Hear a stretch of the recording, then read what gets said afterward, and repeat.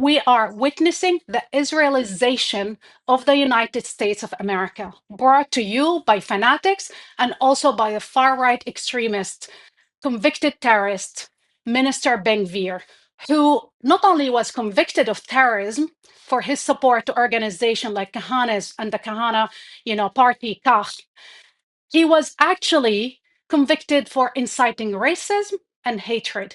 He, on air, multiple times called for the killing of Palestinians like myself, not because they committed any crimes, because our existence in his eyes, is a threat to the Jewish supremacist project that he has in mind, to the fanatical one, not even the secular one.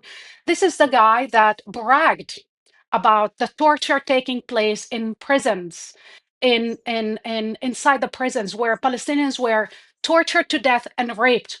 Like my friend Adnan El-Borsh, who was actually the director of the Al Shifa hospital, killed, tortured to death inside the Ofer prison and inside Sedat Man. This is the guy that was, his signature policy is war crimes, is mass murder, is starvation and death. He bragged about it. And then he come to the United States. He's received as a hero in certain circles. He goes to Mar-a-Lago. He's received at Yale. And yes, he talked inside Yale at a very specific group. You know what he said when he was there? He talked about rebuilding the Third Temple. Rebuilding the Third Temple requires the destruction of the Aqsa Mosque, the holiest site for Islam in Jerusalem. He is inciting a religious war.